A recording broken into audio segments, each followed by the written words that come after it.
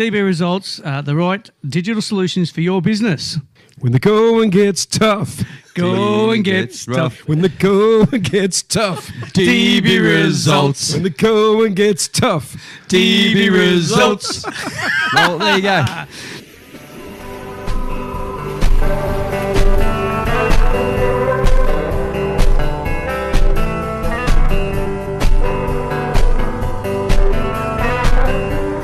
I'm Ilana Razbash, and this is Radio Architecture.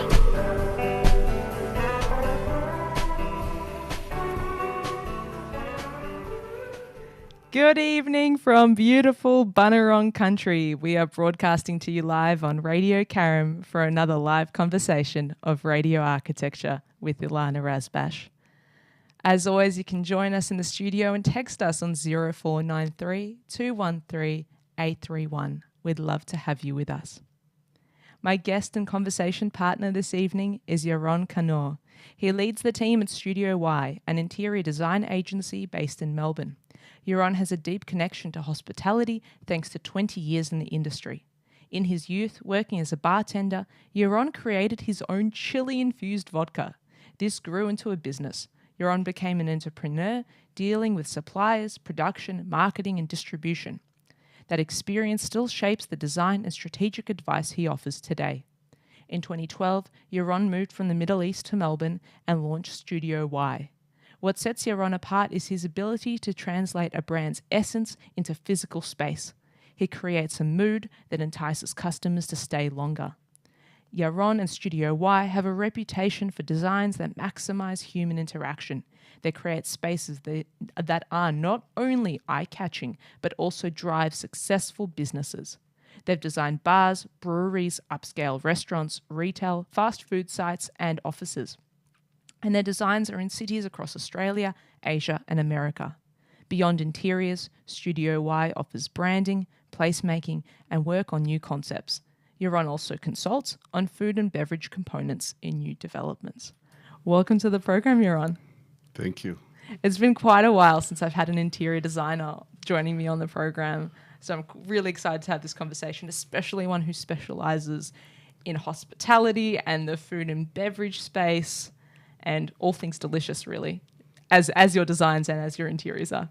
Yes, thank you. There's so much, also hello to everyone watching on YouTube live. There's so much branding happening here right now around us, and we're going to get stuck into branding and talk about that tonight too. We've got my radio architecture cups, got radio camera all around us, and you're wearing your awesome new kit with your Studio Y new corporate identity.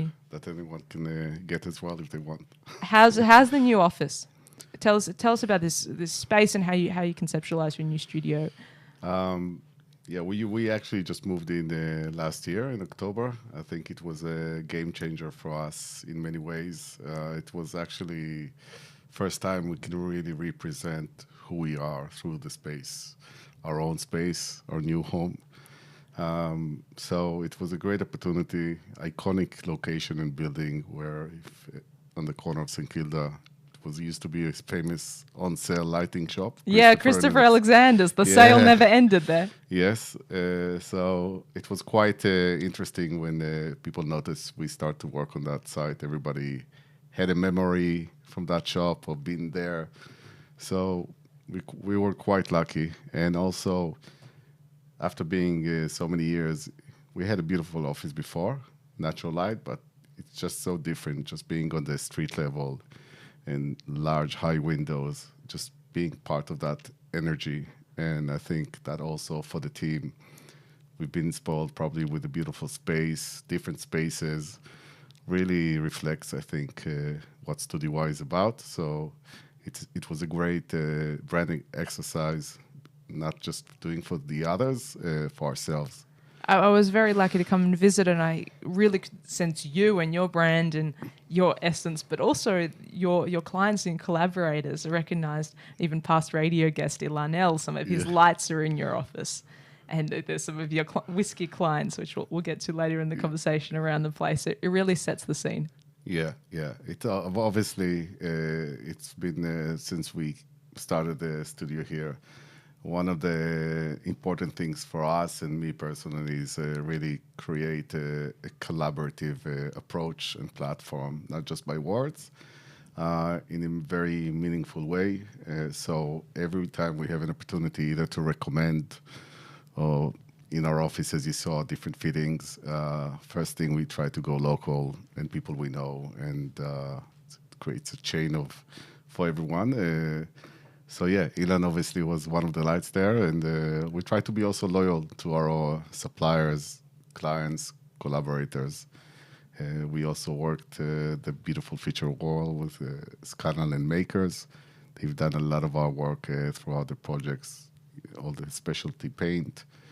Yeah, there's a lot in the office to see, as you know. It's definitely a tapestry, and I think that translates into your projects as well, and it adds so much richness and flavor to the whole experience. I think I'm going to be overextending a lot of food metaphors tonight in the conversation. I can feel it. There's one quick thing I do really want to ask you about the office is you've invested a lot of energy as well into creating this space, and now in our kind of post-lockdown period where a lot of people haven't returned to the office. A lot of people are working remotely. Certainly many creatives and designers are still remote, plenty of freelancing elsewhere. Not everyone is taking that plunge to invest in an office.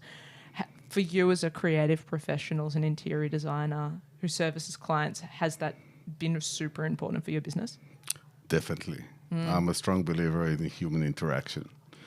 And it goes a long way, not just within the team, also with the clients we work with and anyone we work with. I think creating, it's funny, I just actually thought about it last week with all homeworking and everything. Yes. You know, we're so much attached to the screen. Yeah. In some ways, I believe also doing what we do, Yes. Hospitality, retail, whatever it may be, it forces us to really engage, social engagement with the people we deal with. And think about people again. You can't just run away. And into in the this virtual. day of age, it's actually, there's a lot of regression, and I feel like in terms of social interaction, Yes. and especially with the younger generation, if we look back at our youngs. So I think that it actually keeps us really good on the toes. So, and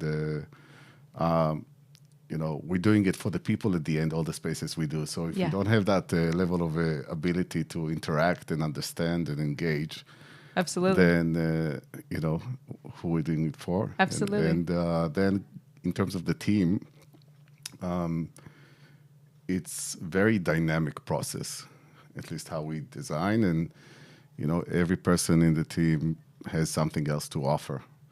And I think the ability, and that's how we work internally very collaboratively. And sometimes it's just a piece of advice or, hey, just have a look.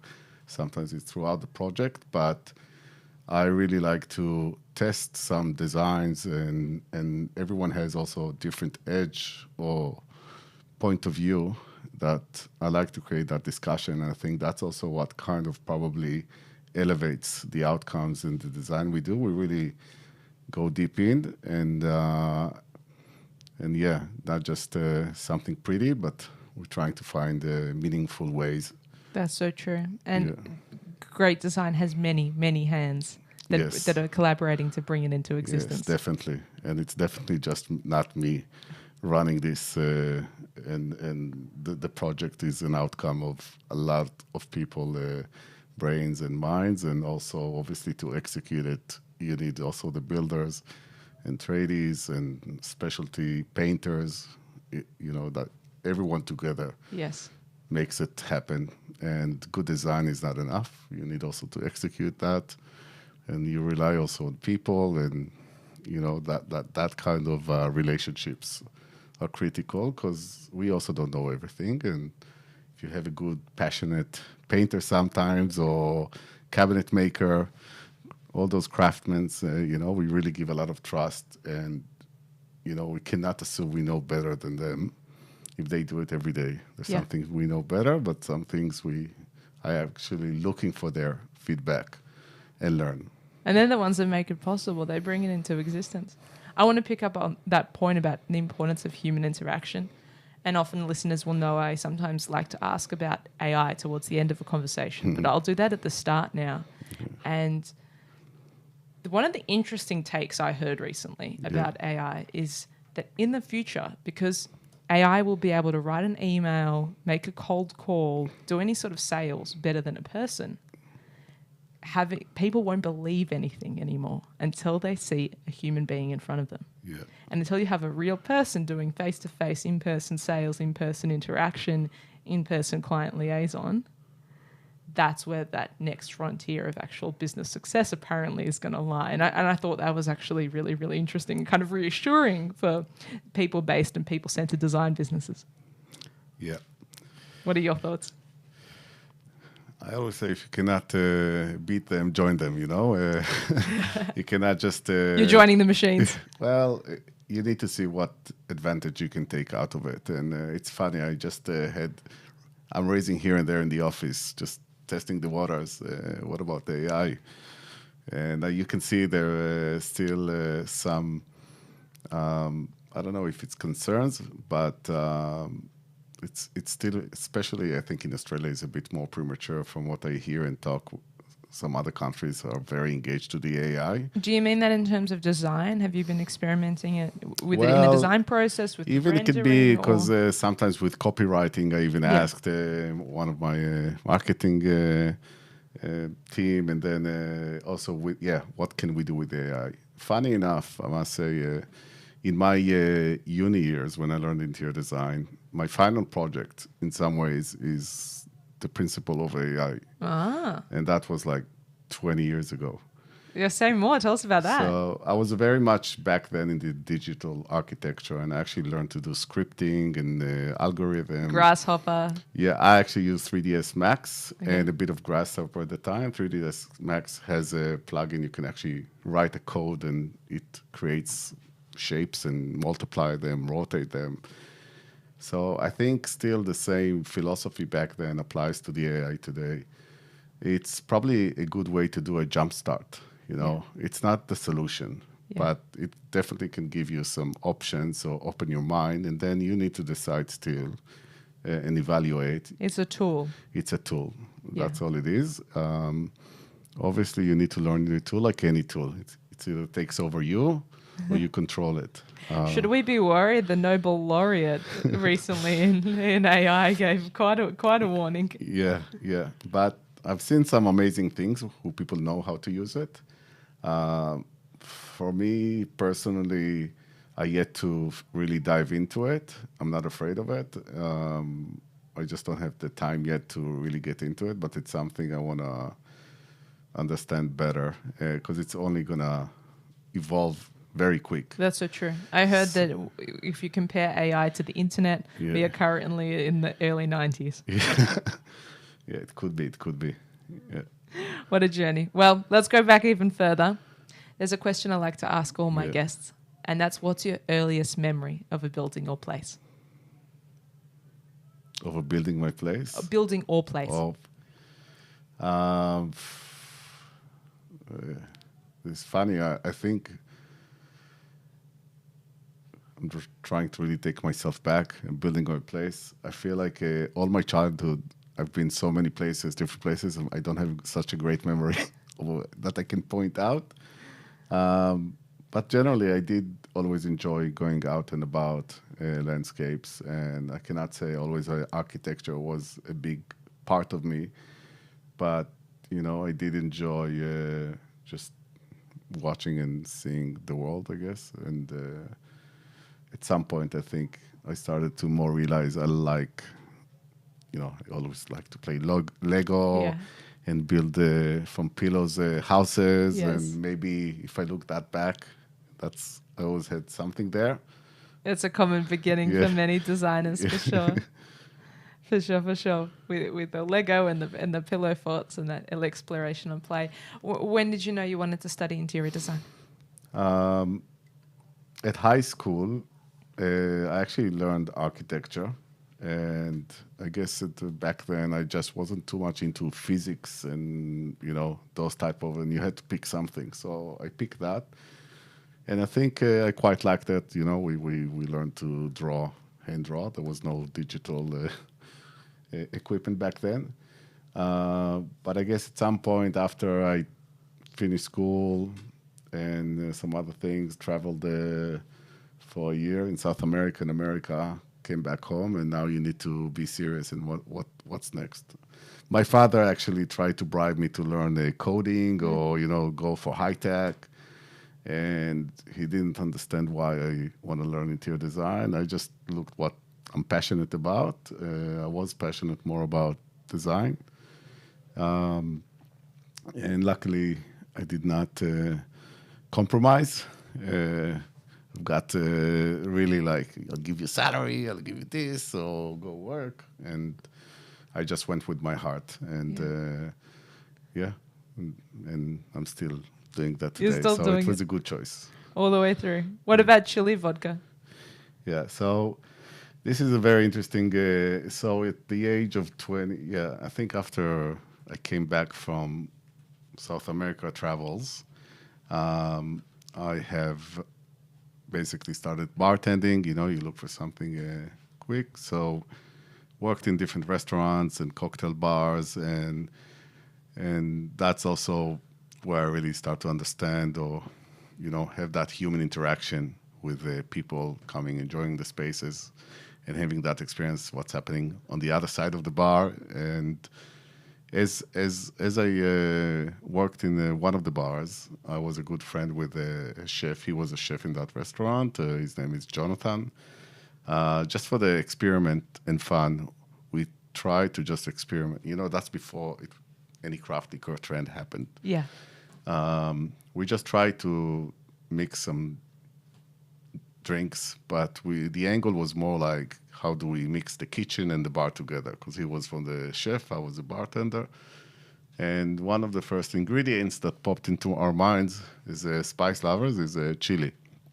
So we just tried a few times, and we didn't make the alcohol, but we took a clean alcohol, put lots of chilies and some other herbs and spices, and then it came out. And we just gave, so when you cook something or a dish, you always like to share it, Yes.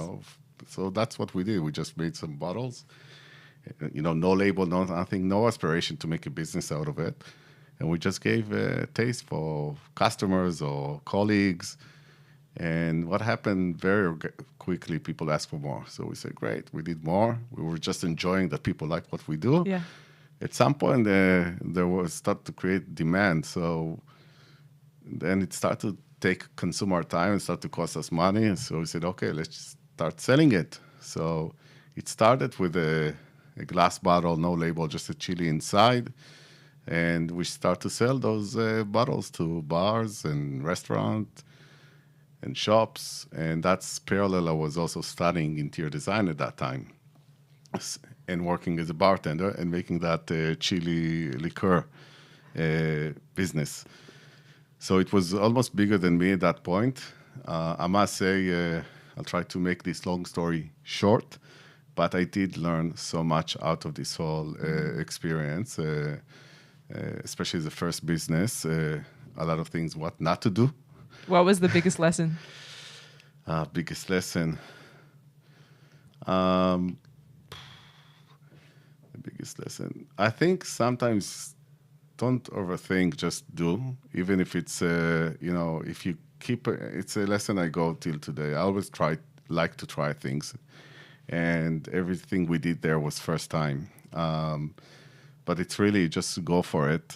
And maybe I didn't make any money there, but I did learn a lot that I think helped me what I'm doing today. But, we actually branded the white chili. And we were quite innovative. It was a very viral drink, and that's before social media. The demand was there. But alcohol industry is a very tough industry. We did it we did sell about 40,000 bottles and export it, and it was sold in duty-free and shops. Wow. I stood in the shop, hand out taste, You launched a serious brand. I had a scooter with the supermarket bags. That's how I did the distribution at the beginning. But yeah, we went through the whole process without compromise, and it was just an enjoyable journey. I still believe today there's nothing like it. Hopefully, maybe one day it will come back. Will you bring it back? Yeah, because there's bottles on the shelf in your studio. They're very eye catching. They are catching, and yes, I think I know people like it, and I know it still has space in the industry today. Hopefully, it's a matter of time. Can you describe for the listeners what does chili vodka even taste like? Yeah. So again, I'll just it's a chili liqueur. We do have a vodka. There's Okay. a difference because it's also sweet. Sweet But the chili. classic one, I think what it does really, it creates, you cannot, how we say is love it, hate it, you cannot ignore it. There's a very unique reaction when you drink it, an aftertaste, and it's quite elevating. Whether you like it or not, it does something. It creates, that's why we call it viral drink, because people talk about it, and and then people want to see how other people react to it. But what I did found, interestingly enough, mature, more elderly people actually really love that as well, because over the years, taste buds They fade a bit. they fade a bit. So it actually, create that gives them that kick. excitement and a kick. And so we do recommend it a shot, and I do give it to my clients, and then till today people ask me where can I buy, and I just don't have a lot of stock, so I'm trying to Special occasions. yes, yeah. I really like that point. Love it or hate it, you can't ignore it. Yeah. And that's what actually good design does and good architecture does. And I learned very early on in architecture school, there's nothing worse than the word nice. That's right. I remember in school, actually, whenever there's a hot debate about something you've done as a student, and I always had, because of those scripting, and there was a lot of good arguments, and when they have nothing to say, then it's... Then that's the problem. Yeah. And I think that's like in everything. You have to test the limits to a certain point, and if you don't do that, you'll never progress. But you also have to be ready to get some backlashes. Got to be brave. Yeah. It wouldn't have been easy then to decide to wrap up the chili. Wasn't How was that to I think park your babies? Yeah, it's still there's very special place in my heart, and romantic in some ways on it. COVID really kind of sealed the deal on it, because we were still making it, and even I brought it when I moved to Australia. I actually brought a pallet and tested here. It was really good response, but same lesson I learned in Israel where we did that. I understood here you need really a whole infrastructure or big pockets to penetrate a market like this. But yeah, it's tickling me all the time, waiting for the right moment. But now I'm quite focused on Studio Y. I'm imagining, because your Y branding is so strong, Yeah. I'm imagining a chili in a bottle that's been sliced in a way that it's floating as the letter Y inside the bottle.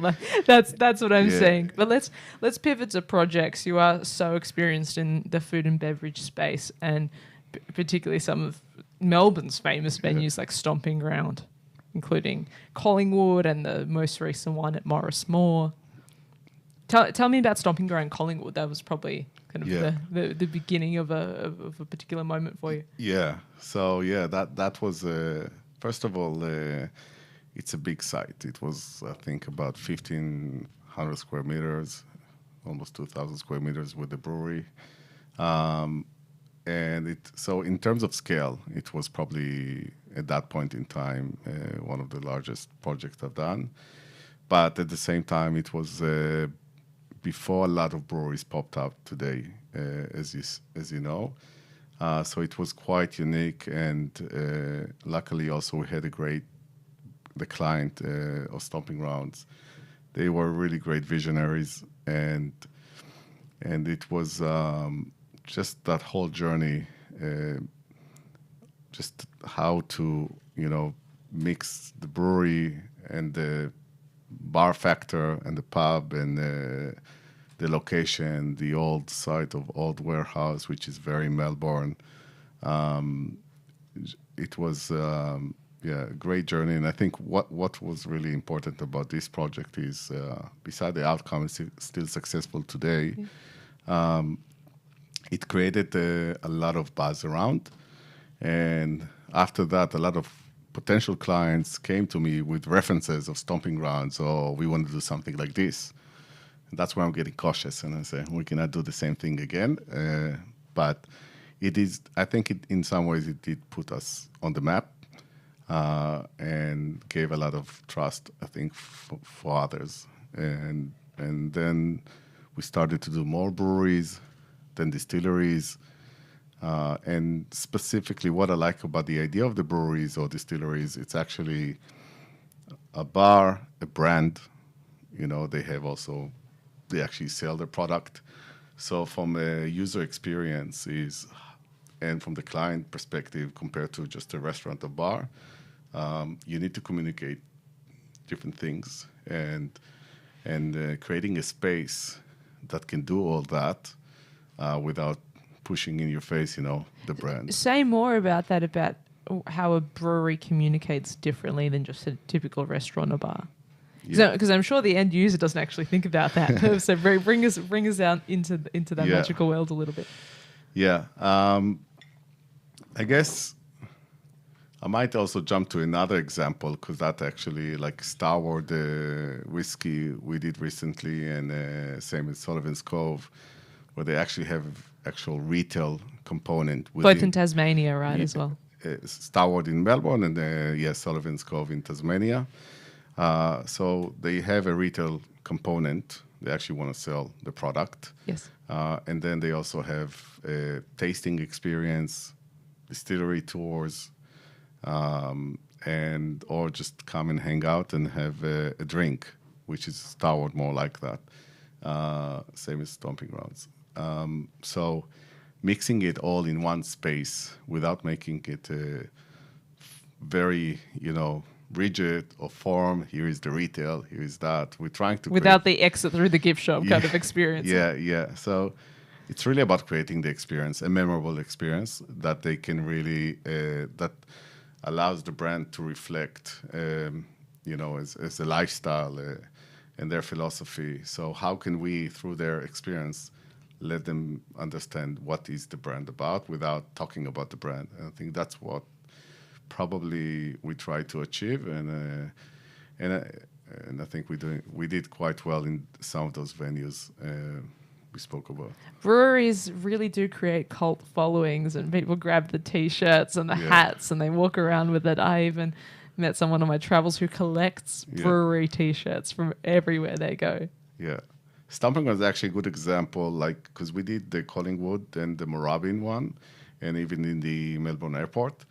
I think that's a good example how you can recreate the same DNA, but a whole different look. Yes. And this is also always one of the challenges. We don't want to do a cookie cutter. And also, like any brand, you evolve. Stomping Ground, the original one done, 7 years ago, and then Moorabbin came in and the airport. So that's where you really learn to understand the brand and the people behind it, and also where they want to be. And I think that was great to see how we managed to translate it into different locations and building sites, and still be able to feel like you're in Stomping Ground without necessarily seeing a sign that says that. In a way, you must almost feel like a proud parent, because you're part of this brand's journey in shaping the experience. Yeah, and and like we spoke in the beginning, also with the people. So I have a very close relationship with many of the clients we work with, and I think that connection is not less important than the job itself. And I think that's where also I feel like I have a bit of I wouldn't say advantage, but that's what I do well, I guess, and enjoys really connect. And I think that's what allows you to really hone in to what the vision was initially. And also there's a lot of struggle that they go through that I actually understand by doing the white chili. Yeah. and also by being behind the bar, like we spoke about. So it's not just design. There's actually operation, Yes. and workflows, and waiter stations and back of house. All those things also needs to be considered, and I think that's what really, like when I start a project, I really try to knock out first the whole the flow, and the energy, and how we can enhance more human interaction by how you set the scene, how where you want to people walk through. We really curate, the space without being it obvious. Yes. So I always say when a client comes to me about a new project, they've been thinking at least a year on it and did a lot of research. Yeah. And that's where that connection with them is so critical, because I really need to suck out all the information first rather than me dumping, okay, this is what we're doing. Once I'm up to speed, I think that's where it's getting much easier. They see I understand them. But I also, by doing quite a few projects already in different scenarios, I think that's where the experience also help Yes. them. But we need them. It's not just me coming in with the idea. So it's us really translating them and, I guess, transforming it to experience. That's really core to all good design, though. Actually listening deeply to the client, to the users, to the stakeholders, whoever it is that forms your project team. And that's the good ideas. That's the good design. It lives in that information. Yeah. Not only that, I'll give you an example. When we finish a project, obviously we come and see. I always like to ask the bartender or one of the staff or the kitchen guys, what do they think? And they all have a lot to say, not just design. But then I ask, what do you think about, like, in terms of flow, the bar setup? And you get a lot of good insights, from the grounds up. So for me, it's also a continuous learning curve. And it's not just what the client have to say. Sometimes there's chef involved, and you really try to, observe as much as you can, and, then basically take what you can out of it. But I think that all helps really to understand what works and doesn't work. Because sitting behind the computer and thinking it's nice, it's great. Yes. But then there's life and budget and many other components that you never think about, but it's the everyday basic. And no doubt the full challenge and the full spectrum of human behavior, whether it's frustrated customers or unruly customers, or all these people exist in food and beverage spaces, and somehow the design and the operator have to all wrangle with that and account for that. Are there any challenges in designing for hospitality and food and beverage that you sort of wish the public knew that these operators and owners are going through in a way to bridge that divide? Regulations. Yeah, it's the biggest challenge. It is becoming more and more challenging, but I always say restaurant is probably one of the most challenging type of projects to do, because it's such a small footprint. You have to fit in a full commercial kitchen, bathrooms, sitting, bar, services. So, and in many times as interior designers, we deal with existing conditions, whether it's a heritage, existing site structure, and that's where, you try to realize what you can do or not do. Not always the building that offers you have something to offer, but we always first look what the building has to offer. Because there's, especially in Melbourne, there's some beautiful old buildings that tell a lot of stories once you start to peel off some layers out of it. Yeah, what's been your favorite discovery? Boilermaker House was one of the first projects. It's actually going to development now, so it doesn't exist anymore from last year. But that was actually one of my first projects here for Speakeasy Group. And it was a Greek kebab shop, originally. And when you first look in, you look at the building and you're like, no personality here, nothing interesting. And the strategy there is, okay, let's just gut it out, and let's see what we have there. Usually I don't do that. Usually we go through a whole process until you don't have the full set of plans and building permit. Only then you start to demolish, and then, you kind of miss out on sometimes on opportunities, because when you start to reveal things, you cannot now change everything. So there was, I think, 3 layers of different shop fittings, historically on the same Wow. side. So every time they built something, it was on top of what they done before. So you peel out one plaster wall, then another stud, and another wall, and another wall. And then it revealed beautiful, like once we peeled it all out, like the concrete beams, and looked like a beautiful aged concrete beams and walls, and some slight reveal of bricks. And that became basically the canvas, that a lot of that was part of the design. Just gave it so much more personality and that rawness. So that was an example. And that was just your gut instinct or your spidey senses knowing, hey, I think we should just demo this, strip it out, and see what's going on before starting to design. Yeah, not out of nowhere. It's also, but it was kind of that instinct. But at the same time, when it's like, when you look at a new home for rent or buy, you pick up the carpet, you see if it's a solid timber floor, just a substrate. So there's a few cracks there that I felt like probably there's something behind it that's worth, revealing. And then once we punch a few holes and say, yeah, let's just do it. So yeah, that's how it became. Wow. What's been your other favorite unexpected find in a project, or something that really turned it all 180? Trying to flash back now, Sony.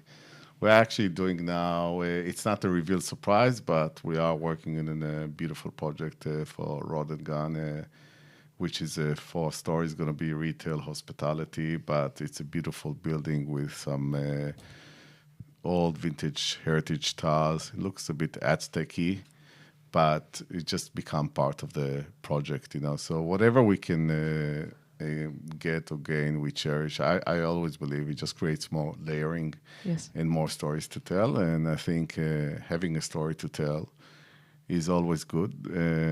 It's a talking point. And I think that's why we try to do also meaningful spaces. We don't just do something pretty. We usually, it starts from a grounds up, from a clear concept direction that has a story behind it, that links back to the brand or to the site, or every time we try to find what is that, starting point that, creates the new space. Yeah, what is that richness that you can layer in? Yeah. I'll give you an example. We did the Brewdog in the Pentridge. Yes. The old prison. Yeah, yeah. So Spooky. Yeah, it's spooky. We had the hospital wing there, but there was a big courtyard. It was just rubble when we got that. Nothing there, but it's turned out to be quite an iconic beer garden. And the whole driver for us there is based on the airing yard.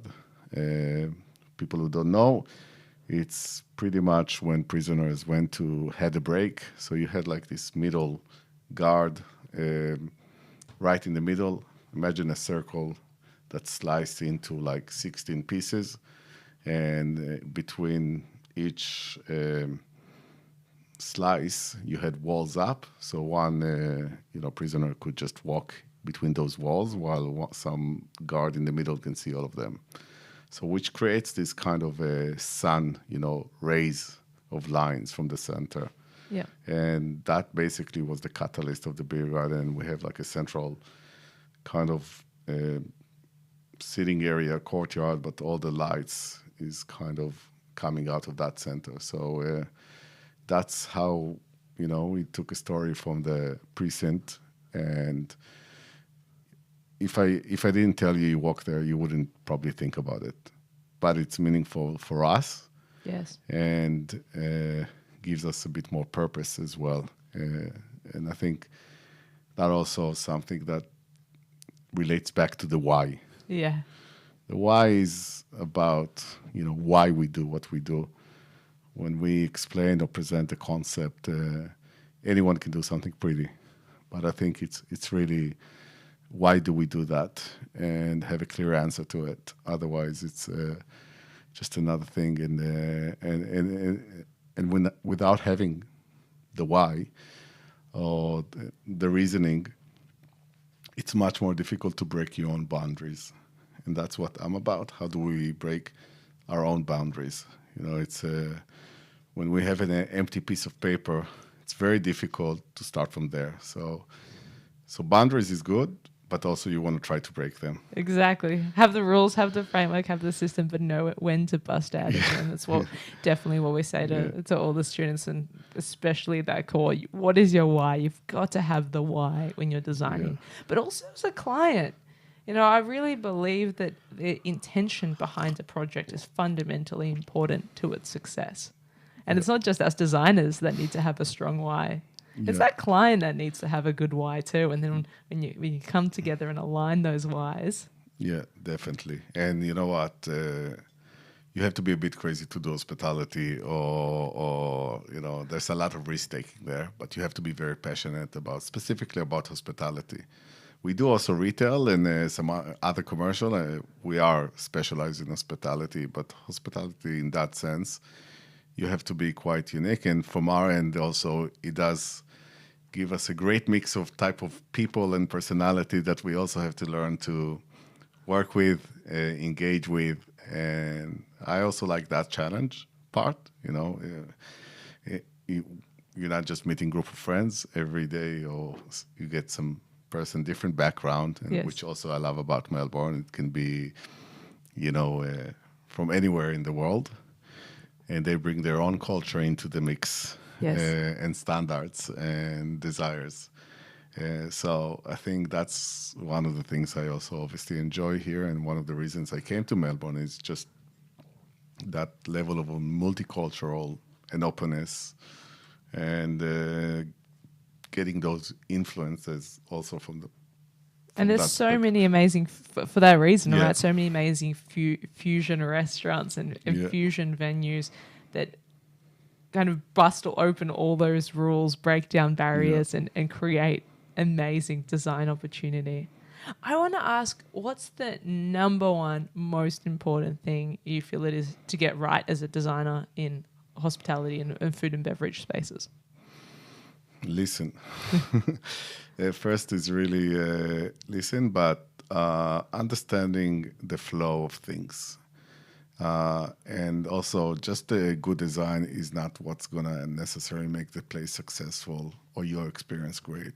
It's like an orchestra, You need a good service, good food, good music, good design, but they all have to meet each other in a clear point. The problem sometimes, for example, if you can go find a restaurant looks so elevated in terms of design, but they actually sell $15 dish. That balance has to work well, and that's why you have to really understand with the client what's the purpose here, and what's the offering. And I think that they all have to meet together. We cannot force each other. There's places that you can go to a really shitty design or a hole-in-the-wall restaurant, but you had such a great waiter, and you will enjoy that meal not less than others. So it's really, there's a lot of components. What we are doing, I guess, is trying to help and, the energy. So if we can make you come into the space and make you feel more positive, the experience most likely will be more positive. But it's not just also influencing people coming in. The staff, the team that works there, if they have good space, good working environment, also thinking about their agronomics. That also makes them more happy.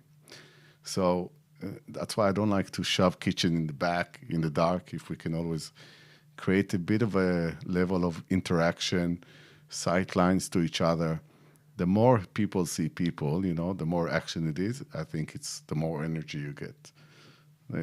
It's so important. Yeah. What's your number one piece of design advice for students or for young designers that are really, were wanting to set out on your journey or in that path forward? I think in the uni, it's a time where you can really explore yourself and try things and go a bit berserk. There's enough time to come back to reality. So I think this is really more of a brain training exercise to open your mind and do a deep dive into what you believe, but really deep dive. And not keeping it on the surface. So I think, you have to be really passionate about it. Like anything in life, if you don't really put a lot of hours, sleepless night, and really go into it, I think then you, out of there, you jump into an office and it's becoming day to day, and then it's really more difficult. Yeah, I think that's the opportunity to learn and try and go to create some really, don't let anything stop you in terms of diving into your ideas. Take some risks. Who have been some of your mentors that have set you on this path and helped you take those brave leaps? So I guess when I was in the uni, my last year had a few key teachers there, but the one towards the final project, she really went with me with this digital architecture in very philosophical way, and she kept, challenging me to continue search, and I think her name was Carmela, and I think that was really helpful, just to have that other side of a challenge that keeps taking you to the next level and not stopping you. And I guess that was really at that time quite important. And obviously, as I said before, the white chili, I learned a lot from that and all the process through. Do you think it will come back for you that not the chili so much, but the digital architecture? That's what I wonder if you're itching on tech at all.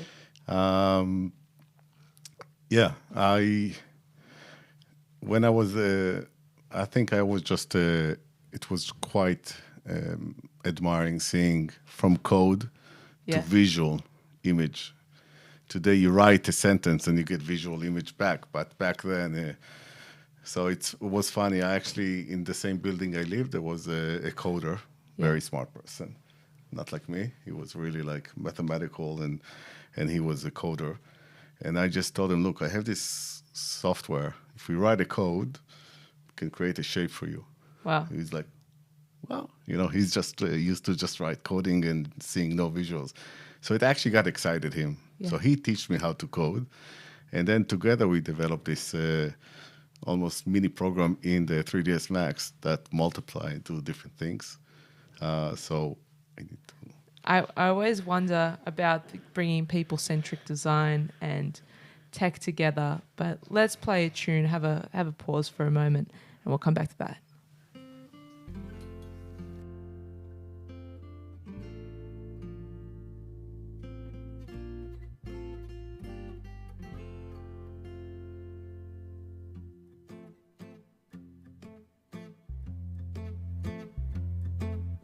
Boxes on the hillside, little boxes made of ticky-tacky, little boxes on the hillside, little boxes all the same. There's a pink one and a green one and a blue one and a yellow one, and they're all made out of ticky-tacky and they all look just the same. And the people in the houses all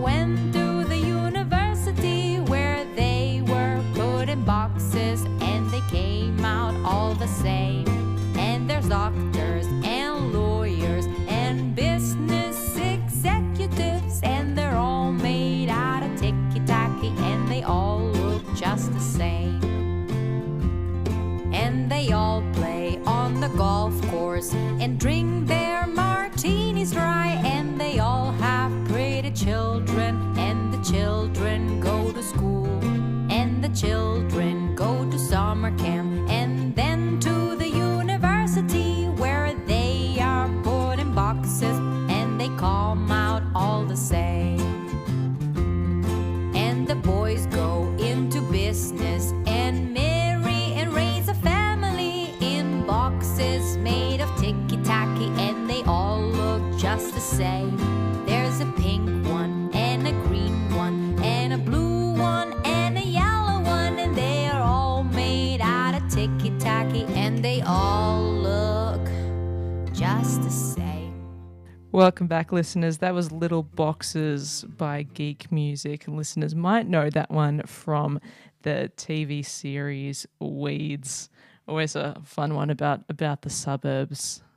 Welcome back. You're listening to Radio Architecture with Ilana Razbash live right here on Radio Karam, and my guest with me tonight is Yaron Kanor. We're talking about hospitality design and his early explorations with computational design and digital modeling and coding and scripting for architecture and interiors. I'm really curious because for me, certainly when I was a student, and that was computational design, digital design was like a separate stream, right? Almost.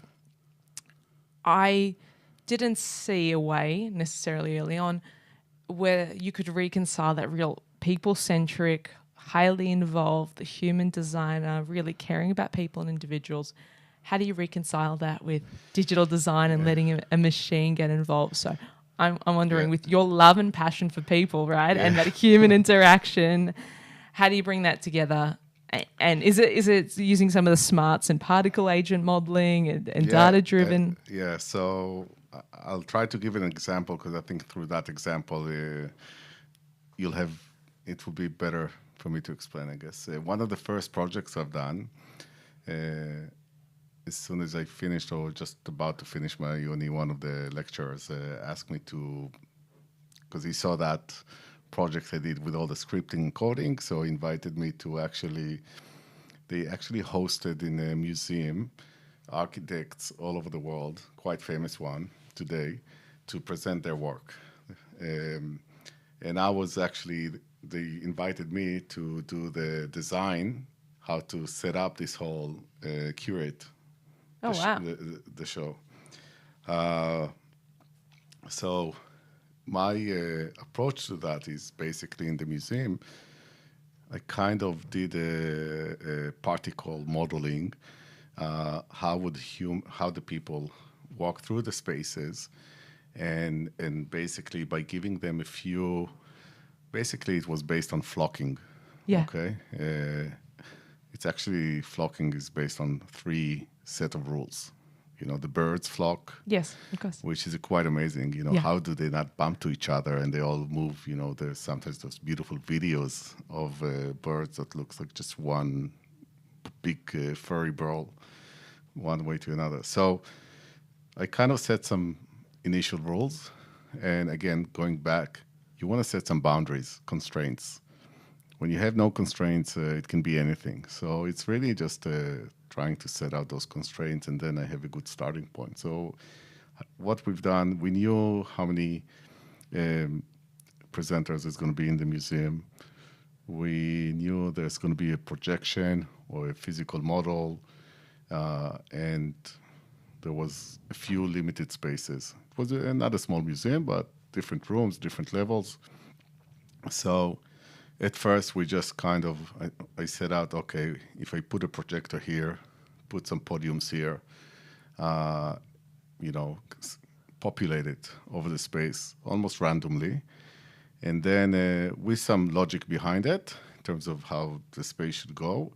And then just basically ran a model of particles that represent the human beings, and then setting attraction points. So the particles wants to go to a certain direction because you set it out as a value for attraction.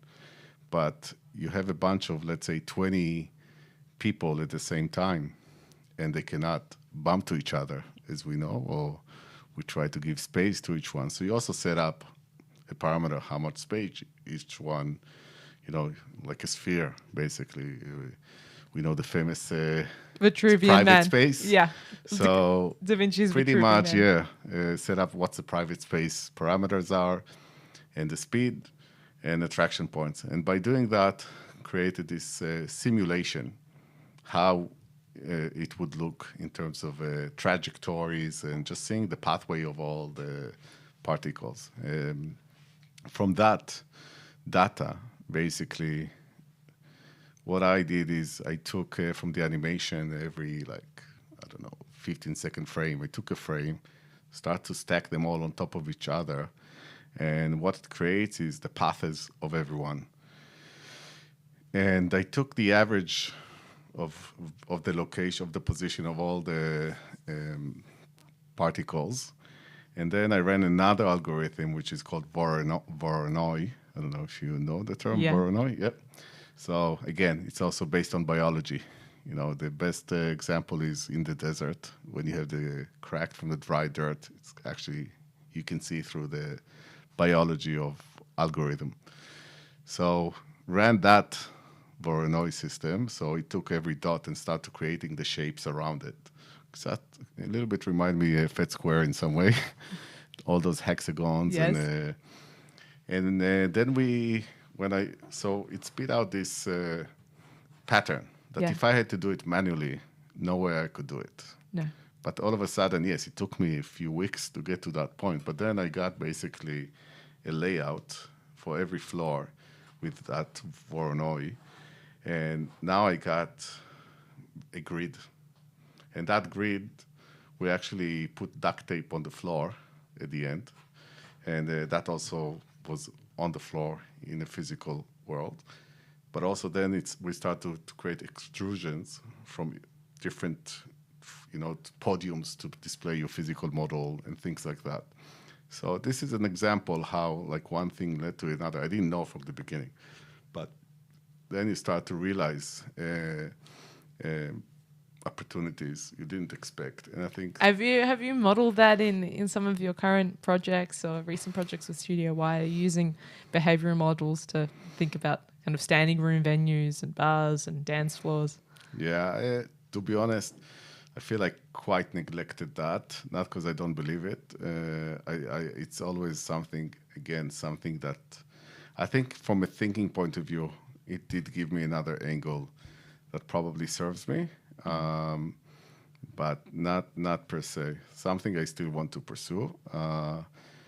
But in some ways, understanding machinery and laser cut, CNC machine, and other type of machine, it also how they think, what they need, what information they need.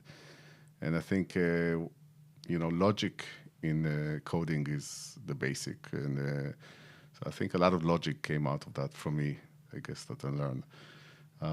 But yeah, for the day-to-day, I guess, not as much as I wanted to. Well, we're excited to watch along and see where the creative journey continues on to. I'm mindful of the time, so we'll ask my last question. And that's, what gives you hope?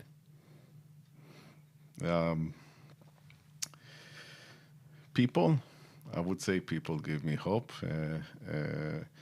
And seeing that you can still be who you are, and people can respect that, and just being with your own truth. As long as you can, be yourself and truthful about what you think.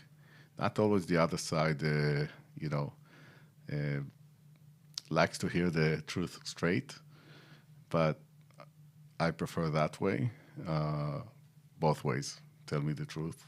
I can take it, and I think. I guess that's the hope I have.